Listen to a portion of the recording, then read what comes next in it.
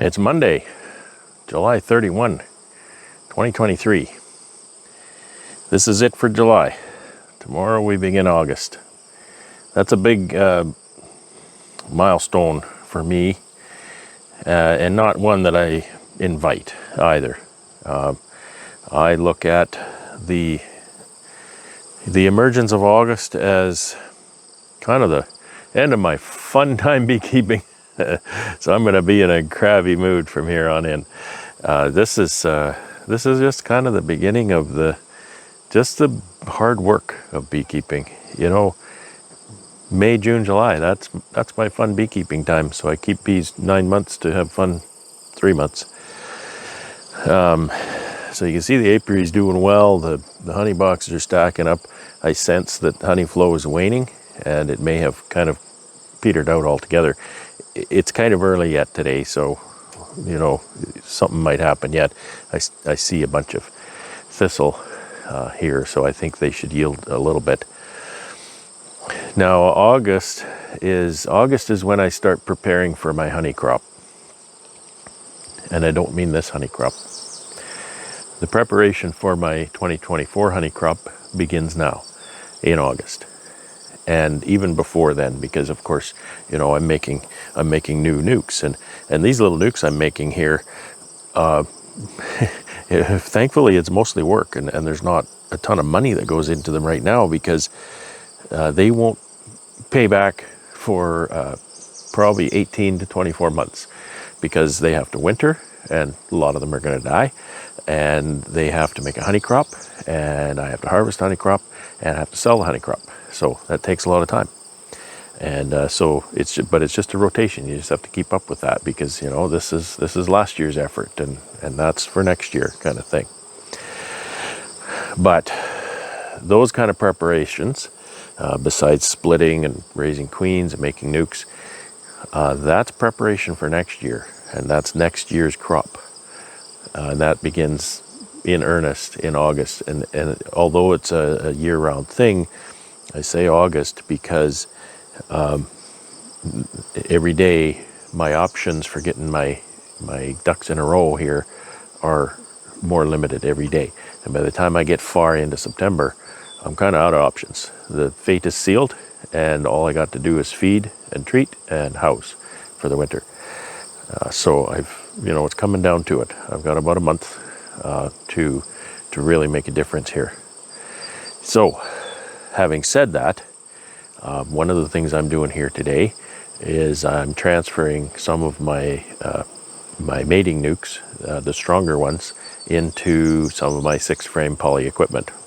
Didn't want to use the polys, but queen rearing went well.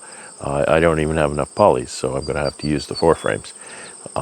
So I'm happy that that's the case. I'm happy that I have this problem. I'd rather have not enough equipment than equipment sitting in a pile with no bees in it. So I'm actually kind of in the middle of one of these right now, and I'm going to show you what I'm doing with this. I've more or less transferred this already. And look at the pollen coming in on this little entrance here. Tons and tons of pollen. So this colony was in this 4-frame box, and I've just got it laid up here so that everyone will have a chance to walk into the new box. I've got the 4 frames that were in that box, and of course I need 2 more. This one is the same vintage, but I don't believe this one mated. So I'm just going to take 2 frames out of here, because they've got 2 drawn frames, and I'll just put them right in there. One thing I wanted to show you, and I can't tell you off the top of my head all the dates when this was grafted and whatnot, but look at this. She's been laying for a little while.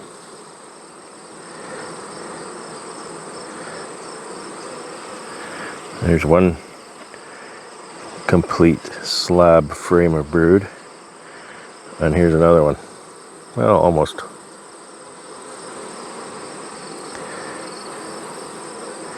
So I think she's doing okay.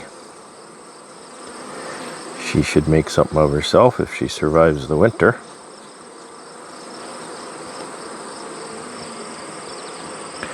I'm going to keep those slabs together.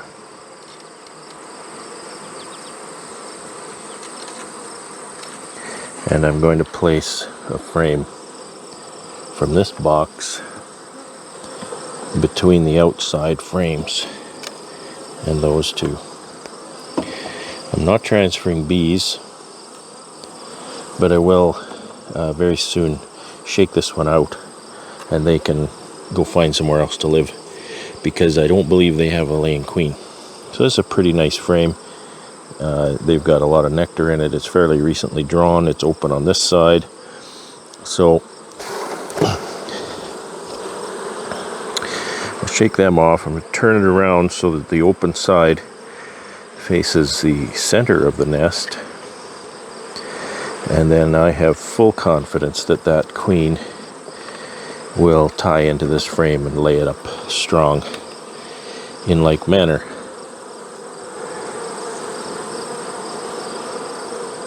I did check this one and didn't find a laying queen.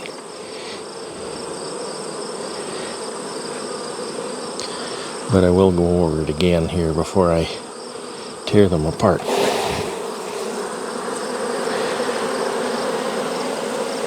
Yeah, you know what? There's eggs in there. Okay, so there's eggs in here. As long as they're not, I don't think we're far enough along to have a laying worker situation. They look like they're laid normally.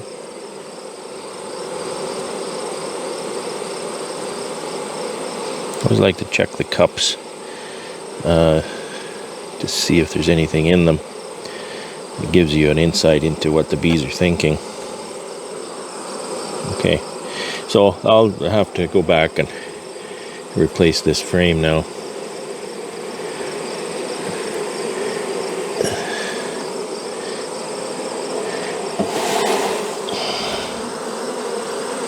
See, she's laid that too.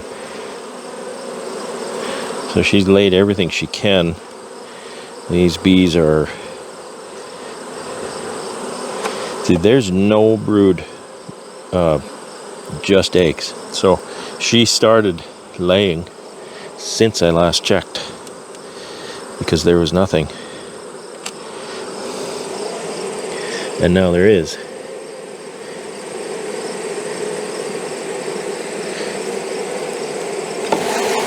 I hope I'm not dooming this queen by stirring this colony up.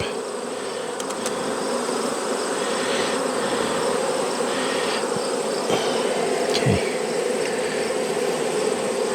Alright, so I need another frame for here and one for there.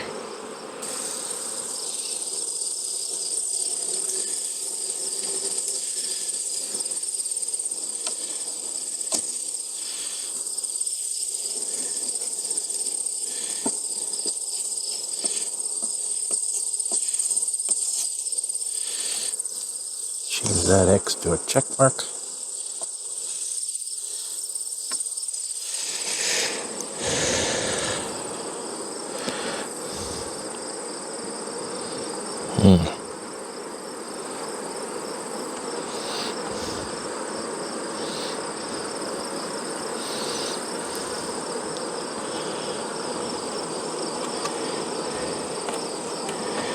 I get desperate for frames, let alone comb. So this is exactly what I'm doing. I'm pilfering the ones that didn't mate so I get enough frames and comb to build out and transfer the ones that did.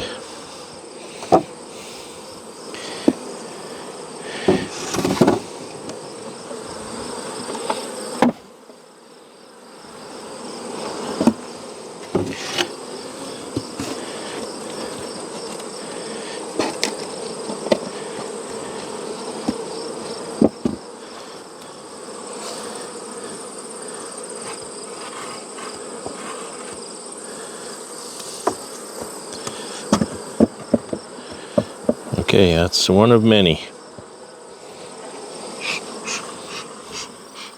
So my calendar has a drop dead date for these mating nukes, and today is the drop dead date for the R6, around 6 queens.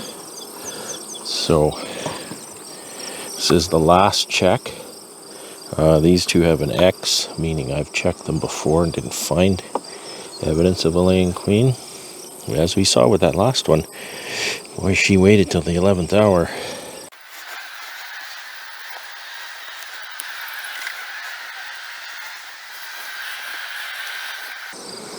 Oh, there looks to be eggs here. Not many, like a couple. Wow. Some of these queens, they just wait a long, long time. So the next question is, where's the queen? You can hear the noise they're making. This R6 really should have a... So there's a queen cup there. Really looks to me like it has an egg in it. Boy, it just looks like she started laying an hour ago. Yeah, I hate that. Because now I don't know what to do again. Do I wait again? You wait too long and then it's laying workers. And I mean, you know, that doesn't really matter because it's a shakeout regardless. Laying workers are queenless. Okay.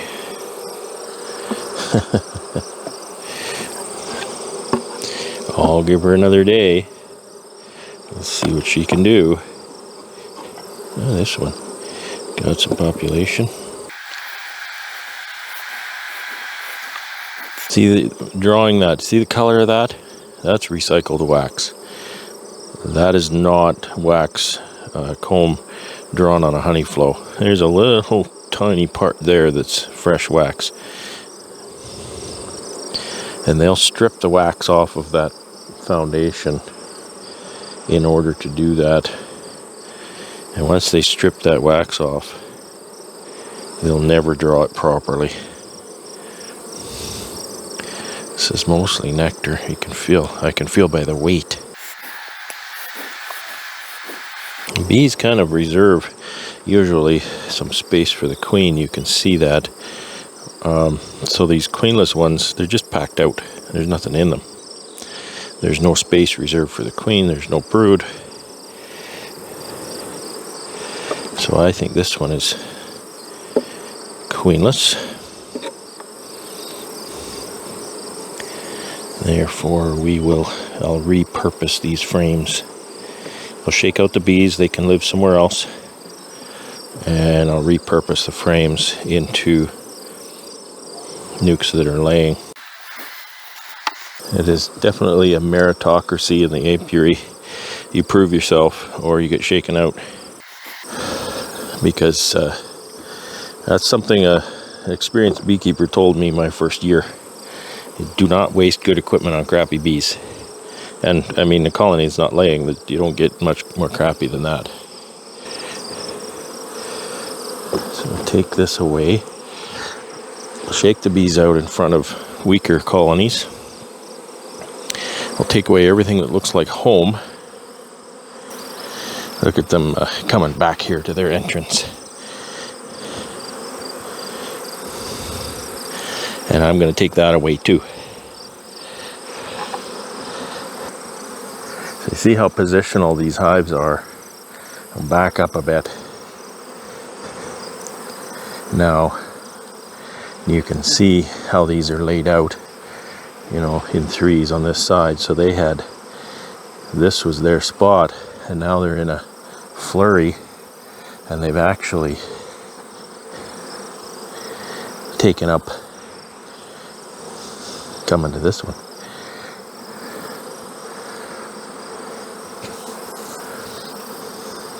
Just because it's the same position on the next pallet. And there's actually quite a bit of activity even on the next one. On this one here. So those are little principles you can use. You think, well, what do you do with that colony? Well, just shake it out. When you have an apiary like this, you just shake it out. They'll find somewhere to live. It's not a big deal.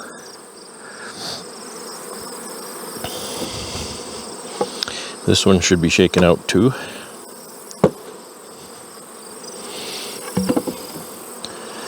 You're not killing the bees. You're saving them. You leave them in here, they're just going to go laying work or peter out, have nothing.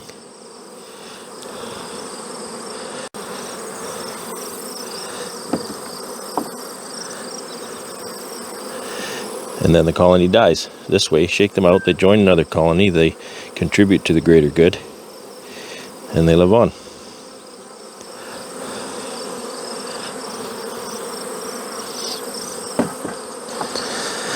Remember those nukes I made that were depleted of bees? I think I figured out what I did. I didn't leave them in the building long enough. So it was only one night, and that wasn't long enough. So they lost most of their bees.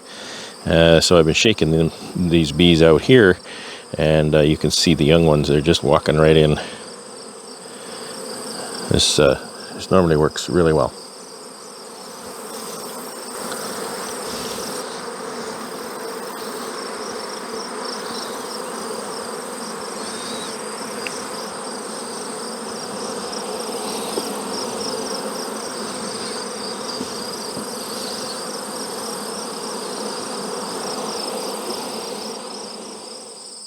It's Friday, August 4, 2023.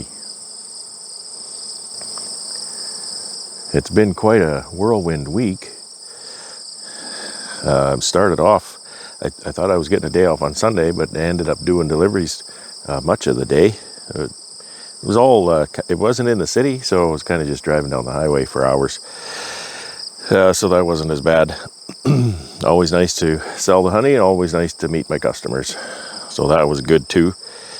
You know, I can't even go day by day, but generally what I've been doing is I've been rendering frames. That is the most disgusting job you can imagine. And I've been setting up the honey house. I want to do some extracting next week. I'm doing a custom job, so I'm not actually pulling honey here quite yet. I might be pulling honey soon though.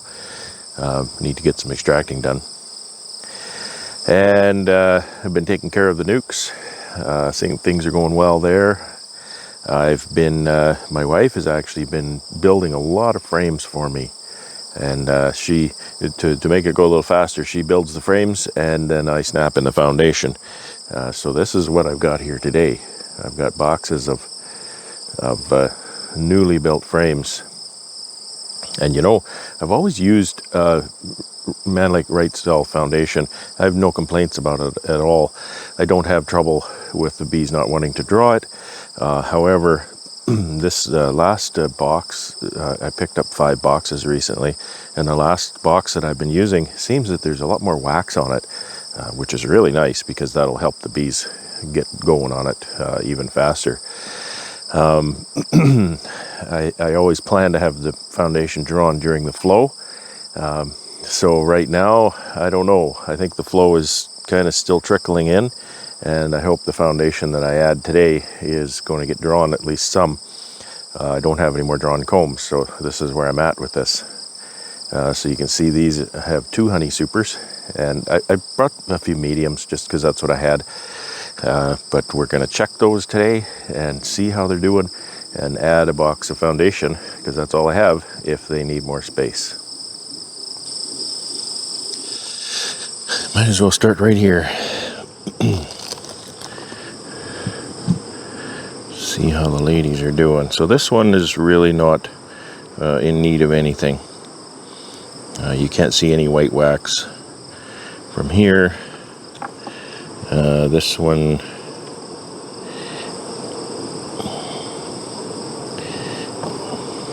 see, they've hardly touched that at all, which is kind of crazy because they got that box below it right full.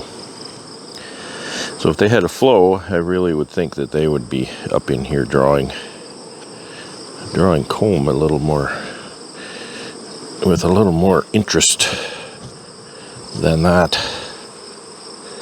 But I know I was here yesterday, checked a few, and there was some that could use more space. See, this one looks better.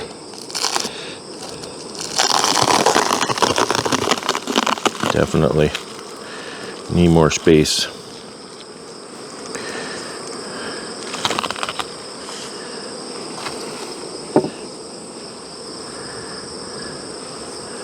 So that looks really nice. I hope they appreciate the foundation I give them.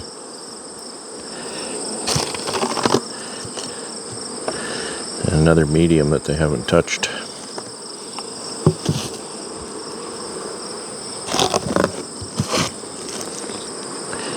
Here's a deep, but I don't think they've touched it either. So maybe they don't have much of a flow on, because they would be drawing this if they had a flow. And I think that one was drawn comb, at least mostly drawn comb. See, that lid is stuck, so that's kind of a good sign, I think.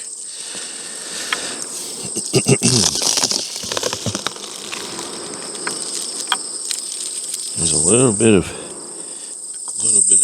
drawing wax there I can see, but they certainly are not plugged out.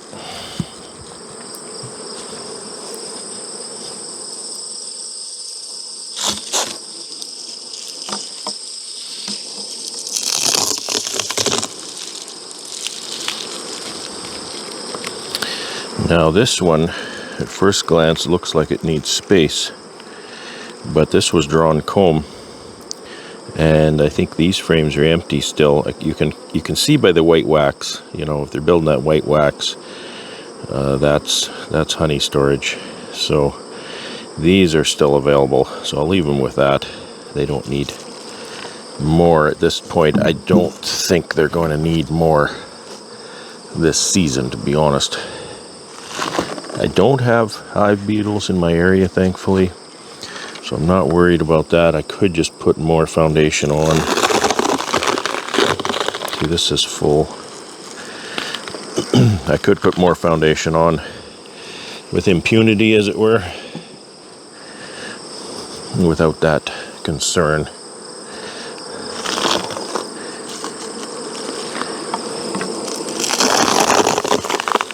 Yeah, see, some of these are ready to go.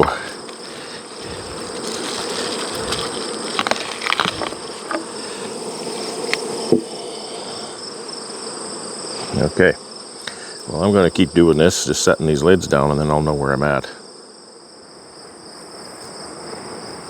Well, I put about a dozen boxes on here. I got about this far. I think I need about another 6 to 8 boxes to finish off, so we'll build those frames today and I'll come out tomorrow morning. This one at the end here, right on the very end, not the tall one, it's only got one super on it. It had 2 supers. I reallocated the second super to something else, and because they weren't doing their job, so I did a bit of a brood chamber check, and I think it might have swarmed. There was open cells, emerged queen cells. There was actually cells in there that were not capped, but they had larvae in them. I didn't touch anything. I'll leave it, and I'll come back and check in a couple days. Maybe they'll swarm again, I don't know. Just interventions right now are not top priority, to be honest. There's something laying eggs. I didn't see the queen, but I don't think all these queens are marked. So there's something laying eggs. There's milk brood. Whatever's been laying eggs has been laying for, I'm going to say, 5 days. So I'll think on that. Maybe when I come out tomorrow, maybe I'll take intervention. I don't know. So it's a warm day. You can see some bearding here on some of the stronger ones. I hope I don't have any more swarms here. I know there was 1 or 2 anyway. But I'm just one guy, and there's only so much I can manage. Sorry, James. These are nice bees. I'm sorry to let them fly away. But there's always casualties, isn't there? So the truck is mostly empty, and it's time to go back and work in the honey house again. So we'll build those frames later today. I'll come back tomorrow morning, put them on, Now I have to go back and work in the honey house and get my extracting line set up, and also have to deal with my melter. And I've done about 3 or 4 rounds of rendering frames. I can do about 3, maybe a little more than 3 boxes a round, and it only takes 6 or 8 hours in the melter to get them ready to scrape down and change out. But now there's so much slum gum in it, I can't get any more frames in it in an efficient manner at all. So what I need to do is I put some water in it yesterday, and I turned it up to 95°C, cook it real good, and then today now I'm going to pour off what will be syrup in the bottom, and when I see the wax appear, then I'll stop and let the wax harden in the tray over the syrup. Quite a bit of wax comes out of this process, and then I'll keep cooking it at a hot temperature with the lid off, and dry it out as best I can over the next day or two. Then I need to turn it down about 40, and once it cools, I have to get in there with my little tools and buckets and dig out all the slum gum. That's a gross job. And I put it in the wheelbarrow, take it outside and dump it, and then I can reload another load of frames. I'm going to be at this a while yet, so I hope I get it done before my main extracting, because I need that melter. So that's kind of today, and that's sort of been this week. I apologize for a pretty terrible video this week, but you know, that's sometimes the way it goes. And regardless, I hope you have a good weekend. And I may be able to get James out here on Saturday. I'm going to see him. He'll be out here picking up some equipment. And so it'll be good to see him, and I can bring him out and show him his bees. I'm here in the honey house, just starting some more work on my extracting system. Now, just the simple fact of setting this up and washing it down and stuff, it's not really that hard. But every year, I try to improve things a little bit, and just pick away at the pain points of extracting. So, different little things. Like one year I installed this little hand wash sink, because you're going between the uncapper and the extractor all the time. By the time I get that loaded, I used to head off across the room to wash my hands, so that I could run the controls on the extractor without getting honey on everything. Well, now it's a foot operated thing. I just step on the little valve and wash my hands. So really nice improvement there. So this year, you see I've got the motor off the extractor. I didn't really have to take it off, except the switch. I said extractor is uncapper. The switch had been moved to this side of this uncapper, and I didn't care for that setup, considering if I had the uncapper the other side of the extractor, that might be different. But I've moved the switch here. This is actually the original location as far as I know. Maybe it's optional on each side. And when I went to do that, I realized that the contacts are fairly pitted, and it's a little goofy inside. This is quite the switch. It's a very common switch. So I mentioned that actually to James, and he said, yeah, hey, I can get another one and I'll bring it with me. So a good guy, eh? He's bringing one with him tomorrow. So I'll just replace that switch, and then wire it between here and this is where the motor sits. And the big addition for this year, the big money addition, is the spinner. And I've got big hopes for this thing. Now the basket is not even in the spinner. The basket's sitting over here on a pallet, and it's upside down even. So it's just a perforated basket. It's nothing too unusual. It's very heavy though, very heavy duty. And I've greased that point where it sits in the drum, because that tends to get stuck. I've talked to other people who own these, and they say, yeah, keep that thing greased. That's a food grade grease. I buy it from the bee supply. So in that, or once I put the basket in, then there are 2 of these blade systems, and they just lock onto the spindle with a thumb screw. because they need to be easily removable so you can clean out the basket. And this is just a distribution, so when you drop globs of wax in there, it kind of whacks it and kind of sprays it all over so it doesn't get too out of balance. Very heavy, you know, these are very heavy. The drum is very heavy. The basket is very heavy. Everything's heavy. Very, very heavy unit. And that's good because it's not bolted down currently. So it's got the great big motor on the side and a belt drive underneath. So it's not bolted down, and hopefully it doesn't walk all over the room when it's running. Now this is the cover to it, and I was very surprised that it has wood on it.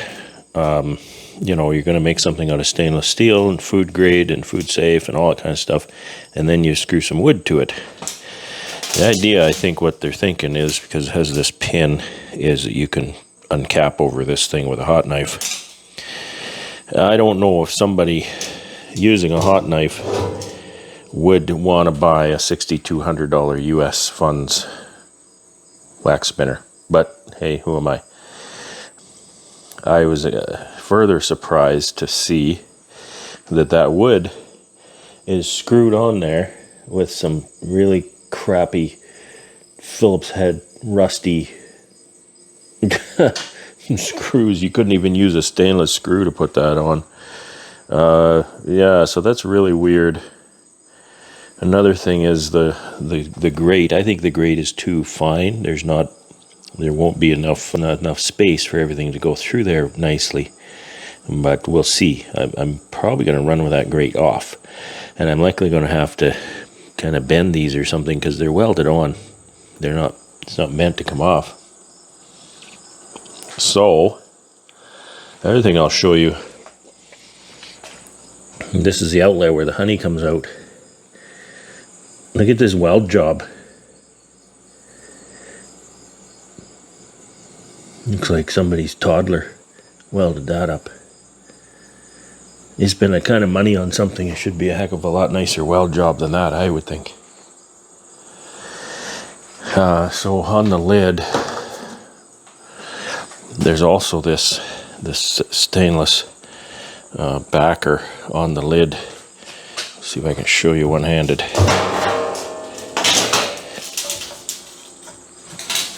So that was bolted on here, kind of like that, just as a kind of a funnel system.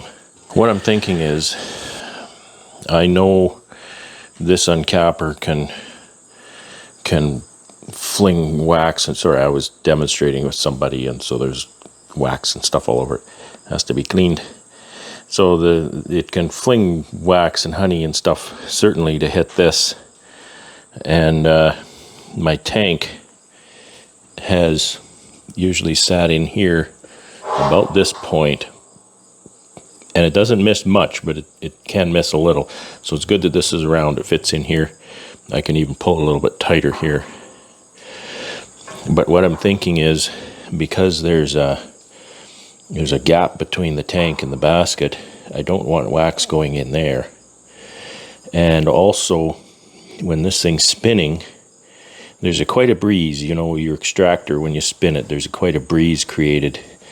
And I don't want that breeze to blow honey that drips down here from the knives. I don't want it to blow it off to the side.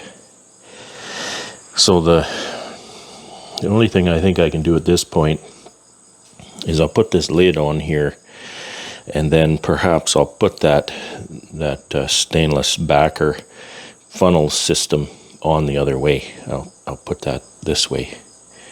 I'll see if that will fit in there.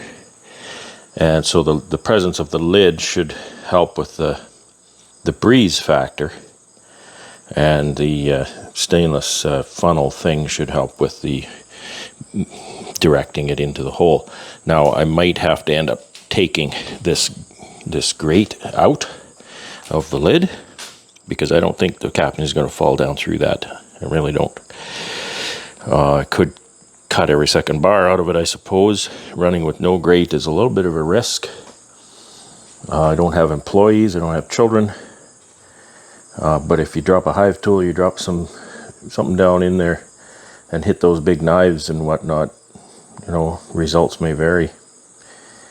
So I'm not really sure. I'll take the grate out, see how that goes, and then I might have to cut a couple bars out of it and then put it back in. So I removed those wooden pieces off of that lid, and I drilled out these 2 holes a little bit more in the lid so I could get those bolts in there, and I think this might have a pretty good chance of working. I had to bend that funnel thing back a little. I've got clearance to slide it out, and the lid doesn't attach in one position. It's these things that hold it down, and so therefore I can shift it to get it where I want. Now that grate thing, I'll guarantee that's not going to work,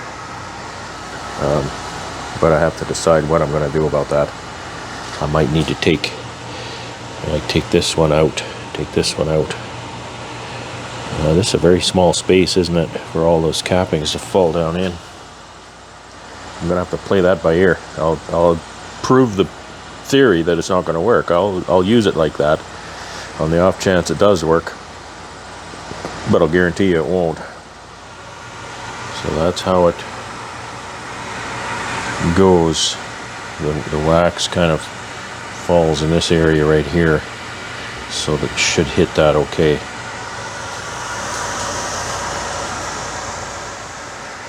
I have a few more components laid out. I still need I just put this on a box in the corner there. This is a little kettle. It has a fitting on it here that attaches to the inlet of this tube here. Heats the knives with steam, so it's just a little steamer. If you're interested, that's an Erlex steamer. There we go. Okay, that's what it is. I buy that from Lee Valley. I've gone through 2 of them. The first one, just the cord connection kind of overheated and went bad, so I just bought another one. But it's quite a few years. So I usually end up, so this is really high. This is the feed chain. That's 63 inches up. That's 5'3". That's really high, especially since I raised it 1.5 inches to get over this spinner. Now I'll put a pallet of supers here. I'll put a pallet of honey supers up to, you know, this high or so, and then I'll use my hive lifter to lift a full super or 2 up here. Then I crack the frames and lift them 1 or 2 at a time onto that chain. Frames go through the uncapper, come out the other end there, and this tray holds just over 33 frames. I think it holds like 36 or something like that, which is perfect because my good old-timey Walter T. Kelly extractor holds 33. So they go in there, and then the golden goodness comes out here into the sump. I call this a sump. I know Bob calls it a clarifier. Doesn't matter what it's called. It does a pretty good job. It sort of removes most of the wax that comes out of the extractor. It's jacketed. I fill that with water. There's a thermostatically controlled heater here. It doesn't stay real hot, but just nice and toasty. So what happens here is the honey goes in here, and it goes under this baffle. So you can see there's only about 1 inch of space under there. Then the honey is forced up here and over this baffle. So what happens is, because everything is forced up at this point, the wax is forced up to the top, and we know that wax floats on honey. So then there's a second baffle. The honey has to go back down and under this baffle. So it's at that point when the temperature of this honey is really, really important, because the warmer the honey, the less viscous it is, and the easier it is for that wax to float. Okay, so you can think of it, it's more difficult to push the wax down to go under this baffle, but quite a bit still does, but smaller and smaller pieces. Comes up again. So again, that wax is floating on the top here.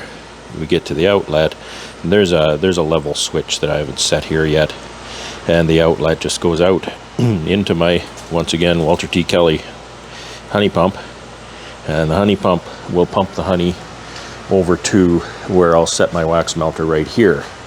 So the honey goes, I've got little clamps on the wall for the pump, for the pipe. It goes into the wax melter, and it's just a big bottling tank at that point to strain it into 5-gallon pails. That's my system.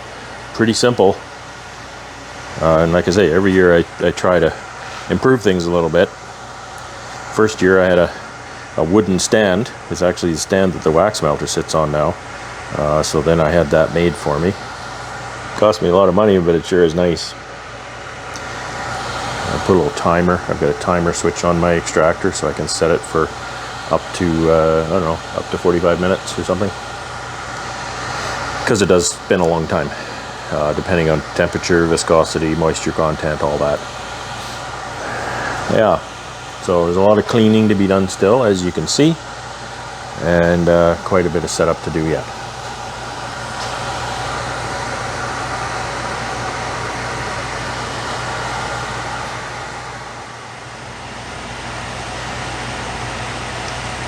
I was mentioning that I do make little improvements to the honey house every year, and this year one of those improvements is a small electric pressure washer.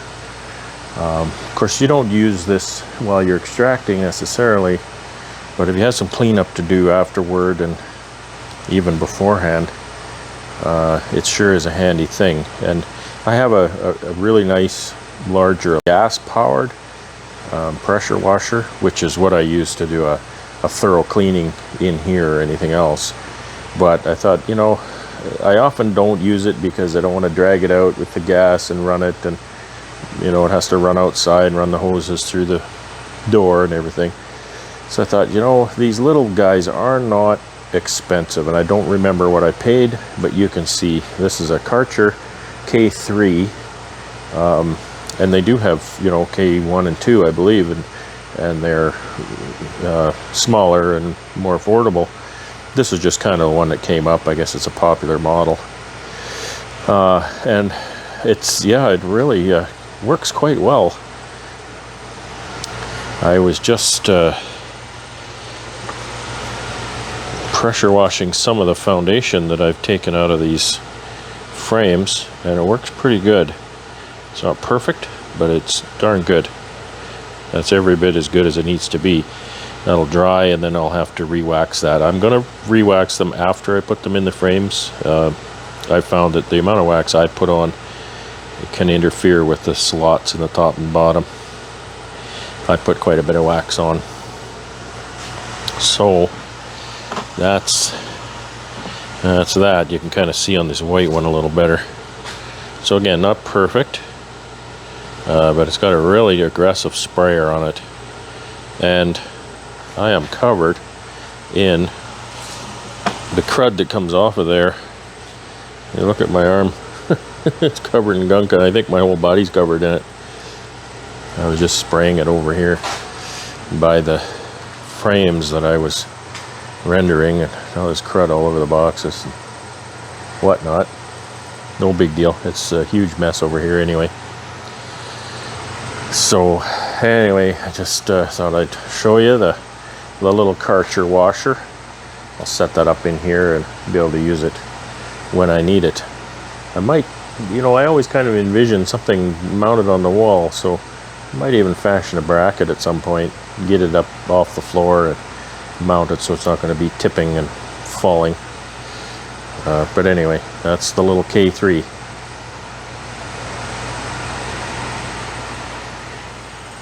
Now for the disgusting job of the day.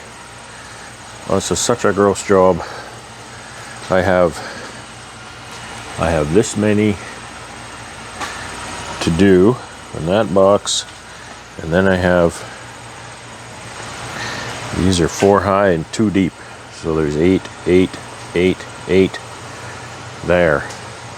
And I can only do about 3, maybe a little more than 3 boxes per round, and I'm only doing about 3 to 4 rounds before I have to go through the whole clean out process. See, I had some wax moths get in there. So what I'm doing is popping the foundation out of these. While it's warm, I'll set it on a brick, under 2 bricks, just so that it kind of cools in a flat position. You can see that it's not perfect, but I'm wondering if there's any that are warped. You can see how many I've done. Look at that, that's how many frames I've done. Lots.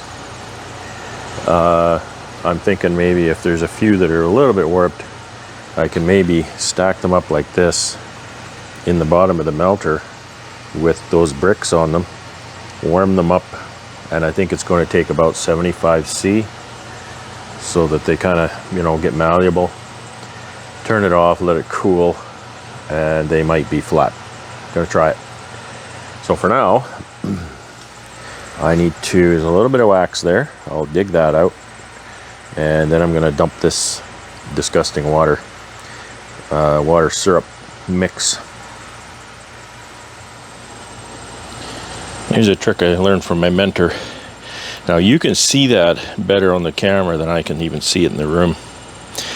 But I'm pouring this hot water out, and I'm trying to wait until I see wax appear, and it's cooling, so it's getting more and more. But if you can't even see it, dip your hive tool and you'll see the wax immediately collect on the hive tool. So that's my litmus test for wax. So now I need to set this aside and let it cool for that wax to solidify.